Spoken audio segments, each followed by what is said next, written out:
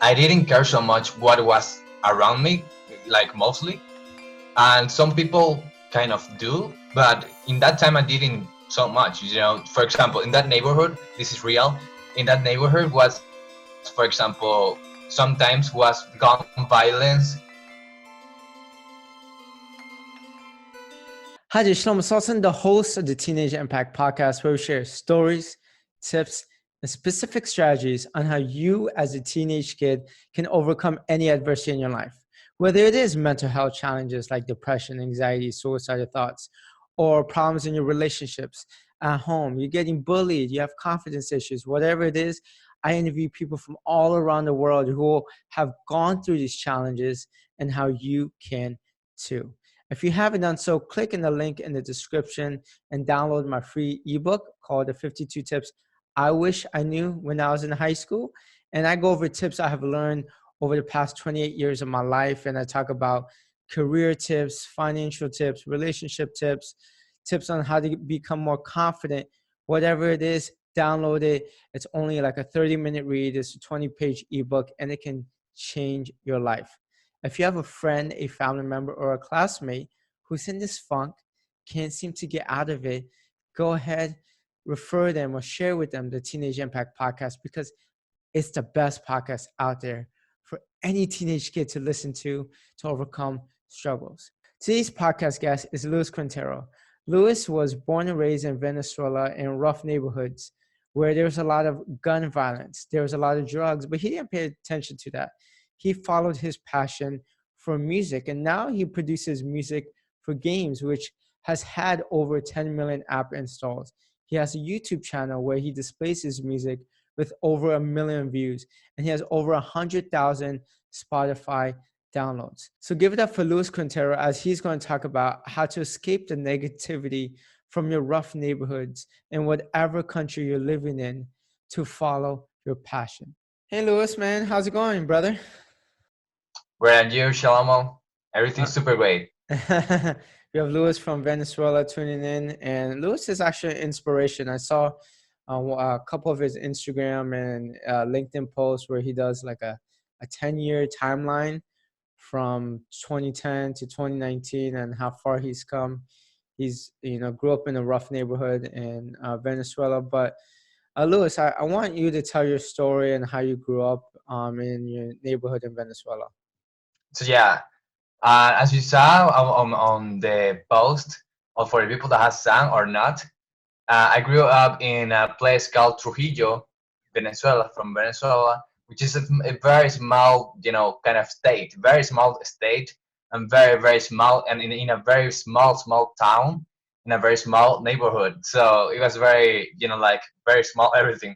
And I grew up there, with my family. I think, back in the day, my family didn't have so much financial support. So I eventually grew up. I really wanted to, my music journey started with, since very early. I really wanted to actually be like a musician or something related to music. I didn't know what, but something related. I didn't know if I really wanted to be a rock and roll star, a rapper, something like that.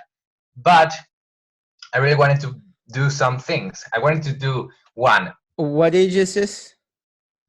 Yeah, I think at 5. I Oh, like wow. very Super early. early. Okay. Yeah. So at 5, at 5, 7, I really wanted to one, play the guitar or play the piano. And in that times, my family didn't have the, financial stability for, buying those instruments. So I was a little bit disappointed. But I started to play the cuatro, which is a Venezuelan instrument. It's like the ukulele. Mm-hmm. And yeah, you know what? You know the Yes, I know. ukulele? I know a couple of people that used to play Yeah. it. So yeah, it's like that. And I started playing it, and it was very fun. I played like from 7 to 9, something like that. But I Uh-huh. didn't like it. I truly preferred to actually play like a guitar. I really wanted to actually play this small instrument.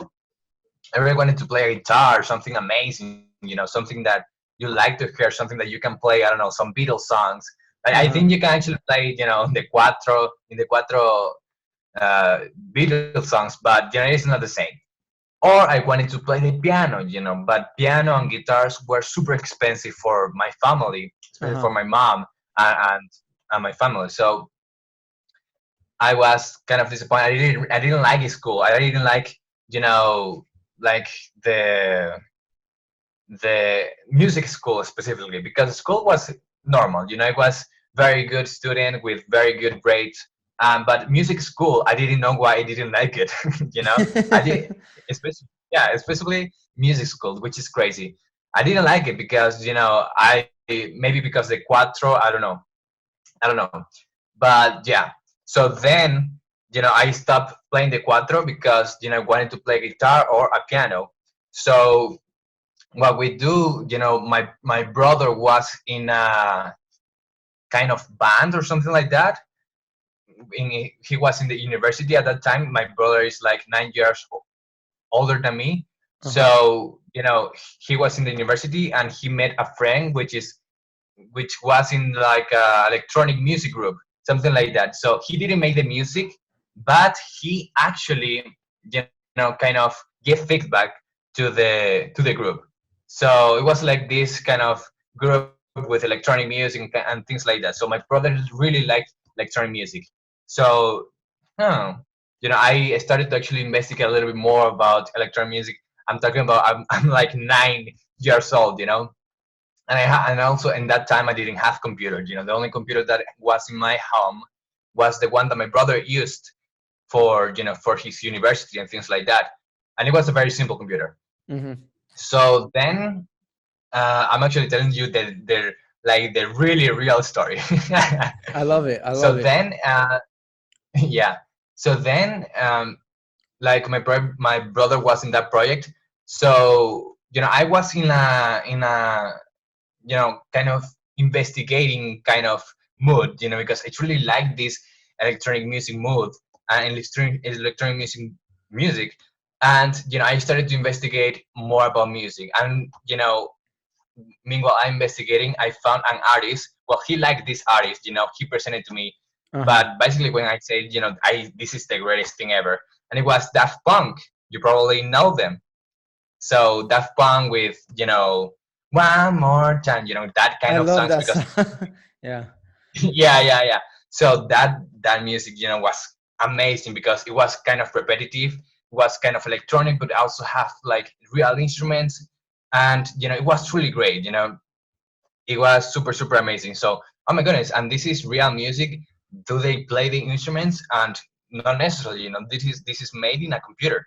Mm-hmm. So that was amazing, man. And then my brother presented to me like Tiesto, which is widely known DJ, and Armin van Buuren, also a very awesome DJ. And I really wanted to actually be a DJ at that time. And I started producing music, mostly because my brother had this kind of path too. He was given the feedback of electronic music producer. So because he But also you consumed a lot of electronic music. you're not five Yeah, tell six me. at this time. You're not 5'6" at this time, are you? No, You're I yeah, that's a great thing. I was like 9, 10, nine, probably 10. So you're nine, like ten, you knew because you want to do I music at remember. a you knew you want to do music at a very early age at like 5'6", playing the Yeah, instruments, and then yeah. but just didn't know why. You hated music school, you didn't know why, but and then your brother introduced you to a different type of music, you're playing it. Now what about the neighborhoods you're living in Venezuela? How is that like? Oh, that is a crazy thing. I truly feel like with the time, I was so much focused in my thing that truly didn't affect me so much. Okay. Kind of like I didn't care so much what was around me, like mostly. And some people kind of do, but in that time I didn't so much. For example, in that neighborhood, this is real. In that neighborhood was, for example, sometimes was gun violence, which is crazy. It was like the most dangerous neighborhood of Trujillo. I mean, I'm not saying, I'm not exaggerating, but it was like when I spoke to some friends or some people that I lived in that, they like, oh my goodness, so that is quite dangerous.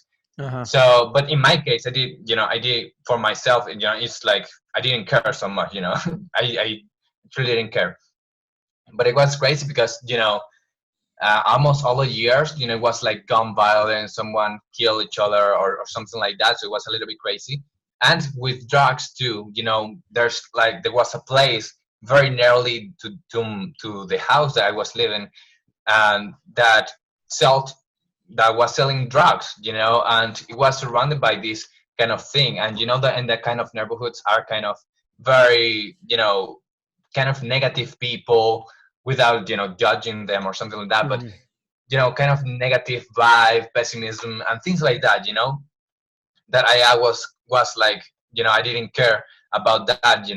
I was loved to actually be super positive and things like that. But I did know that that was not the greatest path to success. Like was a lot of negativity, was a lot of pessimism, a lot of drugs. In my case, I didn't see or touch anything like that, but it was in the surroundings and people that with guns and things like that. So it was crazy. And since that, I truly just focus on myself mostly. But I So, think that was the question, right? sometimes we're involved and sometimes we try to avoid as much as possible. Was there Yeah, ever yeah, yeah, a time where one of your friends tried to get you yeah. involved in drugs or alcohol or whatever that's going on, or they knew that, hey, Lewis is focused on music, and so I'm going to leave him alone? Crazy stuff. That's a very beautiful question because in my case, people that were surrounding me, didn't almost know nothing about what I was doing. For Really? example, I Okay. stopped playing the cuatro, and yeah, and people like, for example, friends from from not college, but from high school, didn't knew that I was making music, was producing music. They didn't know anything because for sure I did keep it in secret until I was like 18. Like a lot of years in secret. And so this thing, well, first I want to answer that question about if there was like a involvement or something like that. I don't think that it was something like that, but I was for sure one of that kind of teenagers, like was in parties, but it was considered normal to drink even in a young age. Yeah. So but I didn't like it. And I was in very few parties, like in my teenage age. Like I'm for sure I'm still 18, but like from 14 to 15, I was in parties, but I didn't like it so much. I preferred to be in my Mm. studio producing music and things like that. So yeah, and I was going to say is that a lot of people didn't know that I was making music. Just imagine, man, and a Spanish country, you know, that listen to salsa, reggaeton, which is very Latin things, will not appreciate so much, like like a person that is making electronic music that is listening in Germany. Hmm. So I truly kept that in secret for a long time because I knew that people will not appreciate it so much as I do. But also my friends didn't know anything that I was a producer, and crazy enough, I did continue being like producing secretly until 18, which like until last year that I did like a face reveal and things like that. I started with my personal brand when I turned 18, and people didn't know. And then when people did know, wow, my goodness, I didn't know that you have 1 million views on YouTube. I didn't know. Yeah, so it was crazy. So yeah, so it was crazy, but it was how good. did how Everything did you was get good. involved how did you get involved with creating your own YouTube channel, being behind the scenes producing music for games? That's a great question. Man, you're an amazing interviewer. That's amazing. Well, you're my 48th, So 47th interview, so I started, well, first, people sometimes think that it was like, it's like your thing in your post in the background. It's like work hard. I don't know what it says in the middle, but work hard. And sometimes people think that it is an overnight success, like you do something only once and you will have everything. Mm-hmm. But I actually started making music when I was like 10 years old, 9, 10, and I started with an artist name called Hantrek, which was trance music. So I did get involved by my brother. Like he liked electronic music, so I started producing electronic music. He gave me feedback. He was a lot of supportive person. But then, answering your question, how did I start with music for games? Like in 2014, I was like 13 years old, and I did get tired of making trance music. Like I didn't know how to growth more. I didn't know anything. I mean, I didn't know anything now, but like was a little bit boring to actually make the same genre, trance music and trance music, trance music. So I started. So my brother and I, we decided to actually make a group of video game music. So see, here, for example, he told me some ideas like, "Oh, do you like Mega Man music?" And for sure, man, I was like, in my childhood, I love Mega Man, and I love this type of music. I love him. So I just say, yeah, let's do it. I mean, it sounds great. But before, and then we started Byton Landscape, which is the YouTube channel with over 1 million views. The music is, used by BeckBroJack and big YouTubers with over even 3 million subscribers. But that is how it started. But before that, I actually test and try different styles of music. For example, I made electro house, I make disco house and things like that, just to find my style. And you know that's how I started. I didn't start making music for games directly, but mostly for gamers. That is the very beautiful thing that I think it's the difference. I didn't make start music started producing and composing music for games, but for gamers, and develop Gotcha. an audience. Yeah, and develop an audience, and through that, because in the end, game devs are gamers. Uh-huh. But I didn't knew that it was wanted to make music for games. I just literally just love game music, so it was Wow. kind of crazy. So it's just like a Yeah, coincidence. yeah, man, it is Uh-huh. really crazy. You produce music for games, and those games got downloaded 10 million times, correct? What were some of those games? Yeah. So, for example, the one that has over 10 million installs is called Pixel Car Racer, which is a game about racing for sure, and in Okay. pixel art. So, it was truly, truly amazing. So, what was the question? How was that made, or what? What games is your music on right now? Yeah, yeah, right now. So in Pixel Car Racer, that is like the biggest one, Okay. because it was like a truly great and truly big game at that time, and it's still one of the biggest game of pixel art with about cars. Racing and pixel art was kind of crazy in that time, and Pixel Car Racer, did launch a really great game with our music or with my music, which is from Byton Landscape. So that is one. Second one is Drift Clash, which is also a racing game. I don't know, people like to like to put my music in racing games. Yeah. And it was Drift Clash, which is a drift racing game, but in 3D, like with low Uh-huh. poly and things like that. But it's really good, and it's made by 80 Publish, so they're also really good. And the third one is also Smash It Drift, which is also made by AT Publish. The first one, the Pixel Character, is made by Studio Furukawa from Uh-huh. Hawaii, and I don't know from where is AT Publish, but they are very big too. So Smash It Drift, also one of that has like 1 million installs. So Gotcha. and Smash has like 3 million installs, and Smash It Drift has like 1 million installs. Right now, Pixel Character have like I don't know, maybe 6 million installs, but at one time they had over 10 million installs. So that is the thing. And besides of that, I think that are the mostly the biggest one. There's also a game that is like Guitar Hero, that game. And what age did you produce those music for that? Oh yeah, what age? I was 15. 15. But did you produce music for a lot of small games before you got those big opportunities, or was it just like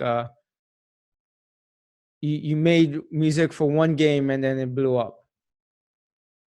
Yeah, yeah. I mean, to be honest, like I didn't plan to be a game composer. Yeah. I just wanted music that was like kind of gaming because I Uh-huh. really loved it. So it was crazy, and then it turned out that, people wanted me to actually compose the music for the game. I didn't, I really didn't, honestly didn't think that, oh yeah, I really want to actually make music for a Nintendo game or something like that. I didn't knew that. I just wanted to actually make Vital Landscape, a virtual band, which which is crazy. And I did want only to actually publish music or release music that is kind of gaming. Like for example, there's Monster Cat, Monster Cat or sounds familiar. Yeah. Yeah, yeah. So there was like Monster Cat, there was like Porter Robinson, there's like Marion and Daft Punk and things and very artists like that. So I really wanted just to be an artist with Python landscape. But then it results that people also like my music in games. So I started composing music because it was really good and I love game music. And I didn't know, I didn't know that I will wanted to become a game composer. But Hmm. at the end, I was like, oh my goodness, this is so awesome. And I didn't know that I wanted this. Yeah. And but yeah, it was like a pretty crazy thing. I don't know synchronicity. I don't know how you call it, but it was Now, crazy. are you a gamer yourself? Well, not like right now, like I'm playing, but I was very, very gaming Oh, okay. child. So It would yeah, have it been was like interest. It would have been very interesting if you weren't a gamer and you're producing great gaming music. yeah. Well, in my childhood, yeah, I did love to play video games like Mega Man, Uh-huh. Marvel vs. Capcom 2, fighting games, Tekken, Uh-huh. Mario Bros, Kirby, etc. Zelda. Uh-huh. And you said you suffer from anxiety and depression. Can you tell us a little bit about that? Yeah. So, I think I didn't knew that I was like anxious or depressed. Maybe not anxious, but mostly like depressed. I didn't knew that I was like depressed at that time. So, for example, what I mean by that is like, it's like when people, there's like this image that is a fish in a like a, I don't know, like fish recipe. I don't know how that, like a bowl. Yeah. So it is like a fish in a bowl, and I don't know how is the English word, but let's say that is a bowl. It's a fish in a bowl with water. So the fish doesn't know that it's in water.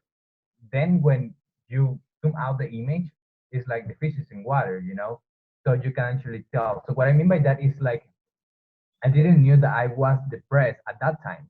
But you know, think from now to the past, I was a little bit depressed because, for example, I have friends that were in the high school and things like that, but I didn't show my music, and I didn't show myself like I was.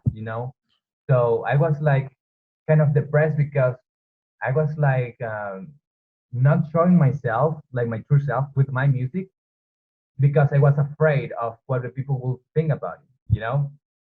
So it's like just hiding yourself and be depressed, just making music you alone and things like that, Mhm.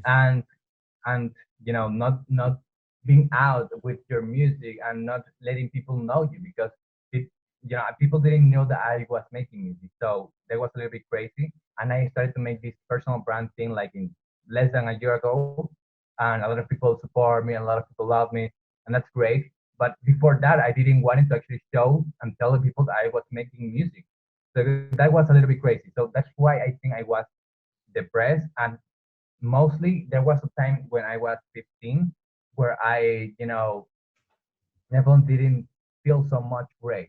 So for example, there was a time like in when I was 15 when I don't know, I was I was out of Venezuela for a time.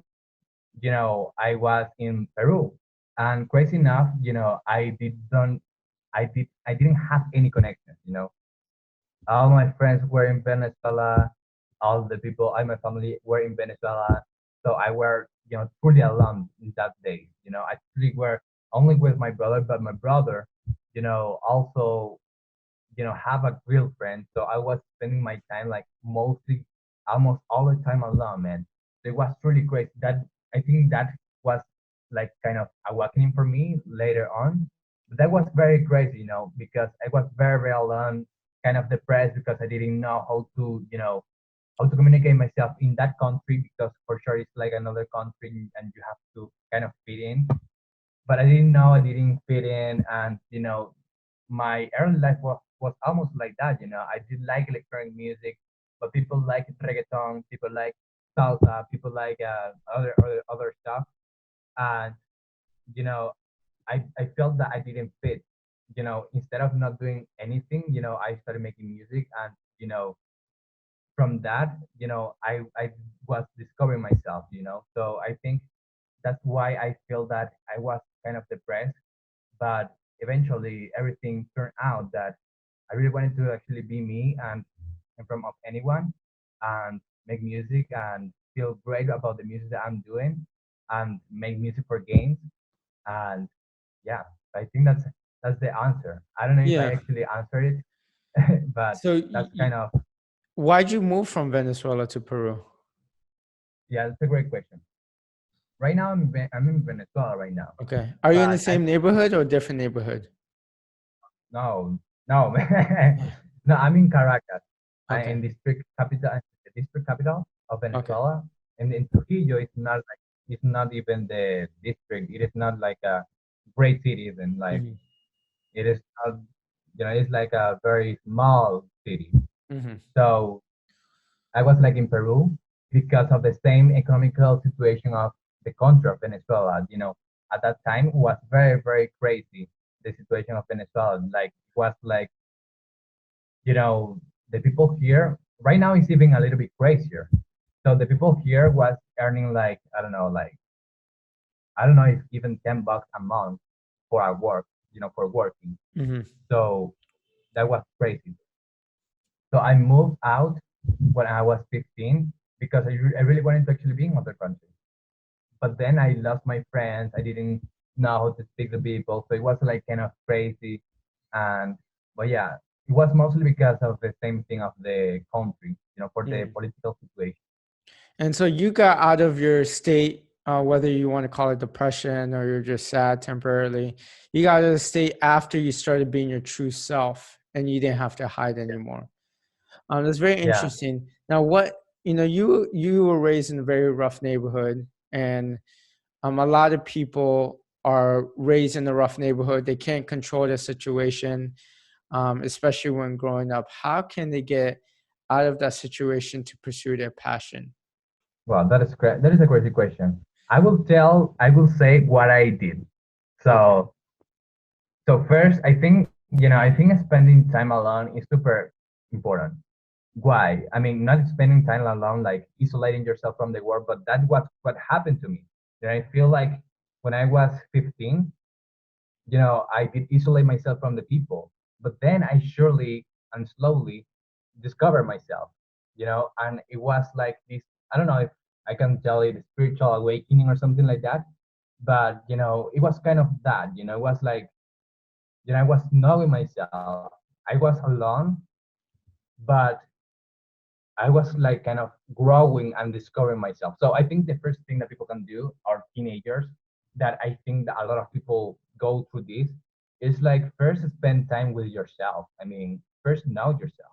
First spend time of knowing yourself and what do you like, what is the thing that causes you pain, what is the thing that you want, what is the thing that you always love to do. And first know yourself, first invest in yourself. Hmm. Don't try to change like other people, like the exterior, but change first yourself, and then later on you will discover that this state can go on if you start loving yourself and knowing yourself, because how can you love yourself if you don't discover who you are? So I think that is the most important thing. First, discover yourself, and second, I think that is the most important, being self-aware. I mean, that is the most important thing, I think. Discover yourself, discover your purpose in life, and set goals, have like have friends. But even that kind of things, come after discovering yourself and discovering what you like, what you really want, and what you really, really are passionate about. That's very true. Self-awareness is key. And, I've interviewed a lot of people, and a lot of them say very similar things. And the only way to actually find out what you're good at or what you like to do is to actually do things and take action. Like for you, you didn't know you liked Yeah, gaming for music for gamers. But you started at 5 years old, 10 years yeah, later, or 9 years later of like playing and experimenting, you found that passion. Most people just want the passion right yeah. away. And they think too much in their head of what they want to do, but they don't actually take forth. I actually went through Yeah, a lot of, just like you, a little bit experimentation. I went from public speaking guy where I teach people public speaking to purpose yeah. creates impact to teenage impact. So it's an evolution. It's definitely an evolution. Do you have any last tips for any other struggling teenager that's 15, 16, 17 years old that's experiencing hardship right now? Yeah. Take full that came to my mind. Take full responsibility of yourself, of your life. Don't try to you know make say that your parents have the fault, or blaming your environment, or blaming your parents, or blaming anyone else for your success. Because if you're doing that, man, you will never be successful. Or you can be, but like it will not last long, because you didn't create that success, something else created. So I think that is the thing. Take full responsibility, and stop blaming anyone, and take full responsibility of your life and of what you experience it in it. Absolutely. That's a great advice, man. Thank you, Lewis. And where can people find your phenomenal work? That's amazing. That's amazing. So, and yes, people can find me on Instagram at Luis Quintero Co.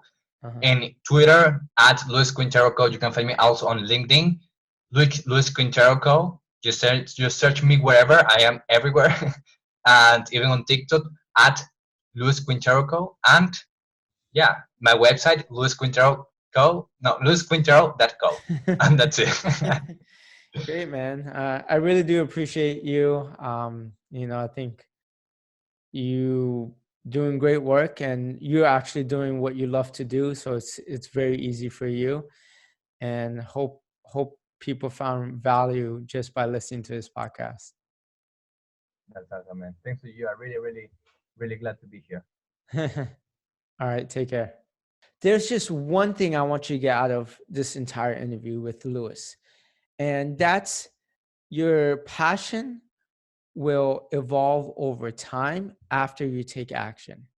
Lewis pursued his passion for music at 5, but he didn't realize he wanted to produce music for gamers until the age of 14 or 15 years old. He went through a little bit of depression where he wasn't open with his friends, and his friends didn't know what he was doing. He kind of isolated himself from everyone else. He went to Peru with his brother where he didn't have any relationships with anyone else. So he moved back to Venezuela. That evolution of time of where he went from experimenting to what type of music he wanted to produce took him 9 to 10 years. One thing I want you to get out of this is that pursue whatever you want to pursue, and don't think things will just work out immediately. And don't just give up because things don't work out after 1, 2 years, 3 years, 4 years. It takes a long time. But after over time, your purpose evolves and your passion evolves until finally you find something that's going to be one big hit and that you're going to love, and that it's just going to seem very easy for you to pursue because you love that one thing. If you're not following my Instagram right now, go ahead and follow it. It's at Shlomo Solson. And right there, you're going to see my personal side to Shlomo Solson. I share a lot of things that I find very inspirational, very positive. I share short clips of my interviews, and I share my personal side. So go ahead, follow me at Shlomo Solson on my Instagram. It's going to be in the description. And until next time, peace.